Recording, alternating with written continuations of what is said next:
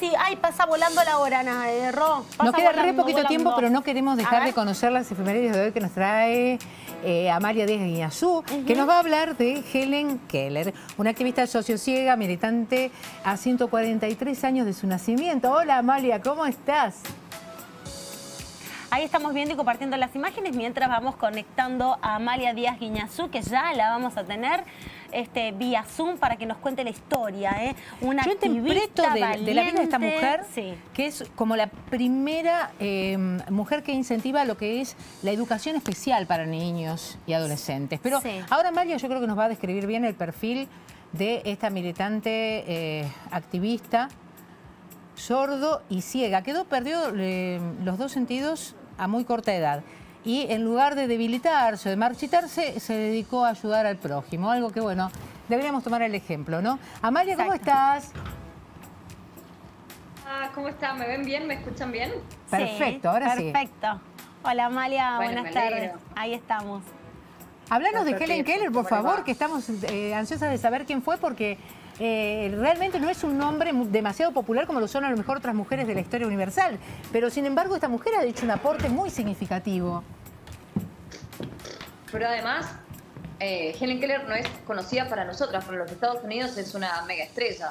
Es, no sé, figura entre, como vos decías, no sé, Ana Frank, te puedo nombrar, no sé, la Madre Teresa de Calcuta, a ese nivel, pero no solamente por el aporte a la humanidad, sino, o el aporte que ella hizo al prójimo, sino por lo que el aporte filosófico que deja, ¿no? En cuanto a lo que es el sentido vital. Una nena que nace en Alabama. Ustedes imagínense Alabama, que siempre hablan, escucharon esa canción Sweet Home Alabama, bien en el campo, en el medio del campo, en el año 1880, estamos hablando del siglo XIX, 20 años de...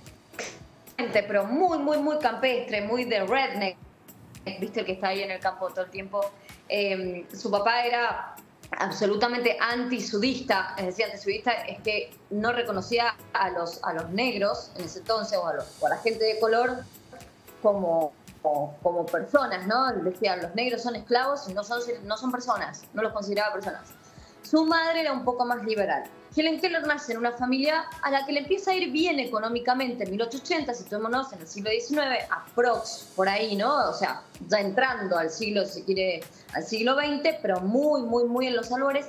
Una nena que nació en una familia que le fue yendo bien, pero que en definitiva a los 19 meses, por ahí, muy, muy chiquita, le da una enfermedad que en ese momento dijeron que era estomacal, cerebral, que había tenido una bacteria. En realidad no se sabe si fue escarlatina, si fue, no se sabe en realidad qué virus la atacó en aquel entonces. Había, digamos, las vacunas no eran una cosa muy prolongada por el mundo o promovida por el mundo, y esto le provocó una sordera y una ceguera. Es más, en honor a ella hoy es el día del sordo ciego. ¿Viste que siempre se dice sordo mudo? Sí. Si es sordomudo porque en realidad no puedes hablar. Cuando uno habla por reflejo, habla porque escucha. Después no puedes aprender a hablar si vos no escuchás leyendo los labios. Pero ¿cómo hacía esta chica que tenía dos de los sentidos más importantes? Y hay otras en el mundo muy, muy importantes y contemporáneas a ella, que no lo podían hacer. Es decir, le quedaban limitados los sentidos a dos, los sentidos racionales. Después el que quiera utilizar la intuición como un sentido es otra cosa. Pero le quedaban dos sentidos, le quedaba el tacto y el olfato. Y después al tacto las vibraciones. Es decir, ¿cómo aprende una ciega, ¿no?, a hablar? A fonar si no ha escuchado. Claro. Sí, sí. Claro. Entonces, la capacidad de abstracción que desarrolla esta mujer, que vive hasta el año 1968. O sea, fue contemporánea de nuestros padres. O sea, de hace muy poco tiempo atrás. A ver, filántropa, oradora. Eso es importante. Yo me quiero detener en una situación. Cuando era muy chiquitita, ella se quedaba viviendo en la granja de sus papás, en la casa de campo de sus papás, y tenía severos arranques. Era incontrolable porque, claro, aparentemente era una nena muy, muy inteligente, según lo que decía su mamá.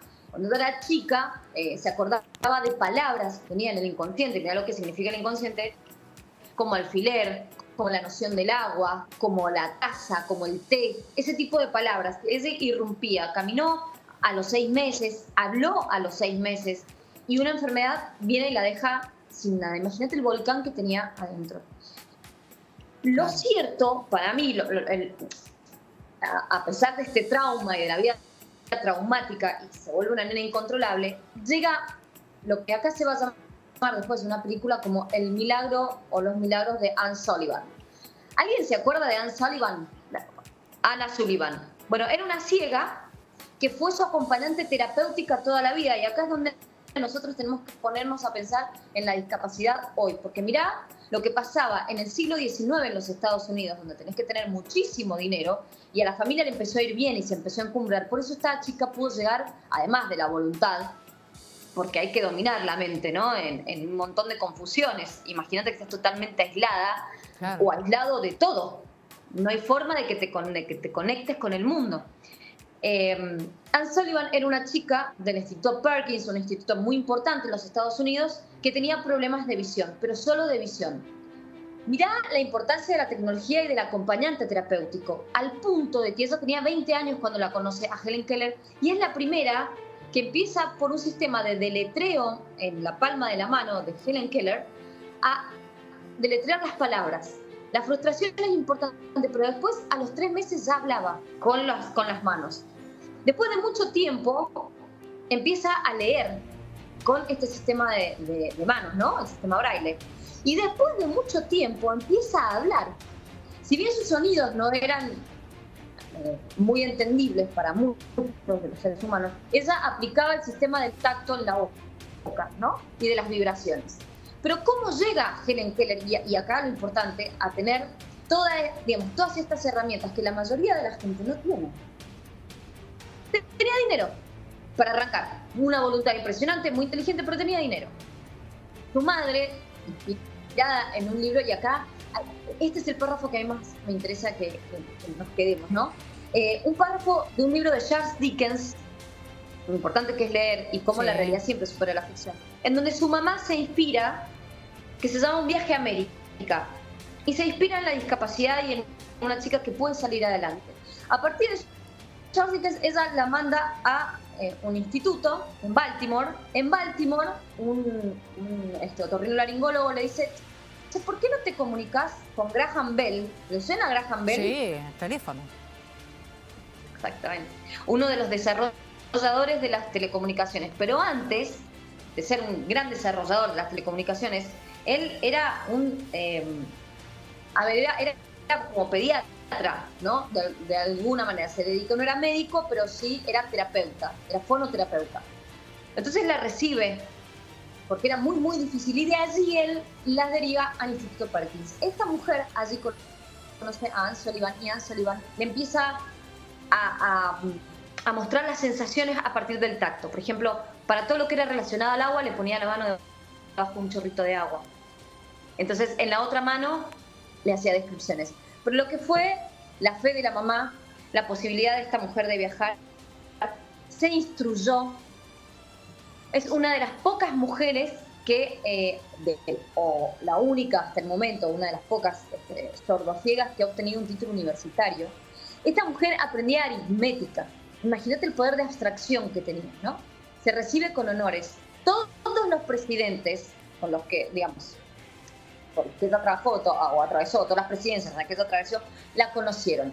Y fíjate que después de que su padre fuera un liberal y su madre también, y de haber tenido un montón de dinero, y que de hecho el dueño de la GP le pagara, ¿no?, los libros para poder estudiar en la universidad, porque necesitaba estudiar en braille, ella pudiera hacerlo, ella se vuelve socialista, absolutamente comunista, ¿no?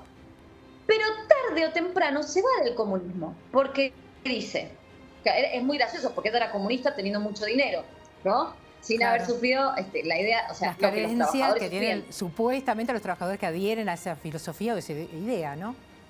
Exactamente. Y ella misma se termina yendo del socialismo, es decir, del Partido Comunista, porque dice, bueno, está bajo el poder político. Si sos socialista, no podés estar con lo que vos predicás, de alguna manera, un cierto anarquismo también. No se enojen los socialistas, que son súper doctrinarios, pero tenés una cierta anarquía, ¿no? Porque vas contra el sistema impuesto.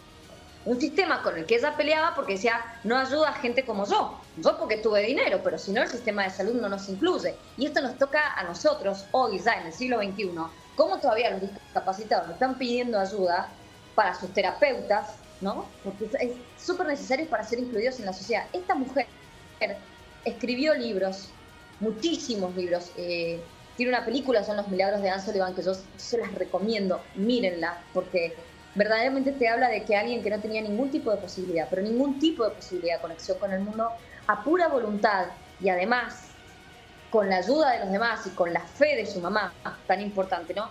Pudo hacer cosas, pudo inspirar. En los últimos años ella decía, bueno, yo no tengo muy definido por qué estoy viva, por qué sigo viva, pero sé que en algún momento Dios me ha puesto por delante un propósito. Y a partir de ese propósito es que Helen Keller no solamente es una activista por la paz, porque además fue una de las primeras que protestó ante la entrada de los Estados Unidos a la Primera Guerra Mundial, o sea que fue una activista por la paz, oradora, filántropa, donaba libros a lo loco a todos los institutos que podía, ayudaba a todos los ciegos que podía, porque el mayor problema de ella era la ceguera. Claro. Y después poder transformar, los que hemos estudiado locución, vos lo sabes, Roxana, sí. Los que hemos estudiado locución, sabemos lo difícil que es imaginarse un aparato cordal o un aparato que vos no ves, que lo tenés adentro y tenés que aprender a manejarlo. Bueno, imagínate esa que no veía nada. Lo único que tenía era el tacto y las vibraciones. Sí, realmente y la verdad, un rol sumamente relevante y además una mujer solidaria y que transformó toda la ira y el dolor que provoca las enfermedades graves que la afectaron para quedar con esas discapacidades en amor, ¿no? Algo que es un verdadero ejemplo. Hoy que tenemos tantas ídolas de barro acá en la red argentina, viene muy bien destacar a las que son verdaderas mujeres luchadoras, ¿no? Por los derechos de los demás. Exactamente. Porque peleó con ella misma, peleó contra el sistema, se dio cuenta de que, bueno, de que haciendo introspección y haciendo tanta introspección, ¿no? Verdaderamente se puede llegar a otros lugares. Claro, las cosas para Helen Keller no eran importantes, porque, digamos, los sentidos que son los que nos atan a las cosas, para ella, no, esto no significa que uno tenga que ser una zeta, pero digo, no la mortificaban, ¿no? En cine la película se llama The Miracle Worker. Mírenla, porque se va del Partido Socialista y se pone en un partido de trabajadores, ¿no? Arma como una asociación de trabajadores. Es una de las mujeres más respetadas, tanto que en Alabama una de las monedas atrás tiene durante mucho tiempo el simbolito de Helen Keller, ¿no? Que ayudó a muchísima gente. De hecho, gracias, la película Amalia. ¿Nos tenemos que ir? Sí, nos tenemos que ir, pero gracias por hacernos conocer a esta mujer que realmente para mí era desconocida. Estudié un poquito a partir de lo que vos mandaste que ibas a desarrollar, así que un placer saber que han existido en la historia personalidades de esta catadura que nos han dejado tanto, sobre todo en lo que hace a la comunicación y a la instrucción, a cómo enseñar. También cuando se poseen discapacidades que son tan graves, ¿no? Tan sensibles a la comunicación. Te la redondeo en esta. Una mujer ciega decía, no ciega y que estaba todo el tiempo estudiando, porque era todo lo que podía hacer, estudiar. Decía, relación al socialismo, ¿no? Y esto da para pensar. Un partido que lo que busca es libertad no puede estar sometido al poder político. Por eso es lento y por eso las cosas no se cumplen. Digamos que como idea era muy interesante, pero como práctica, ella que era fanática de Engels y de Marx, que había descubierto un nuevo mundo en la oscuridad, finalmente termina como desenamorándose de ese mundo, entendiendo que no era posible, ¿no? Una persona ciega y sorda, que no tenía conexión básicamente con el mundo directo, ¿no? Así que bueno, chicas, las dejo, que tengan un lindo programa, bravas. Gracias, Amalia. Muchas gracias, un cariño grande y bueno, nos encontramos la próxima con muchas más efemérides.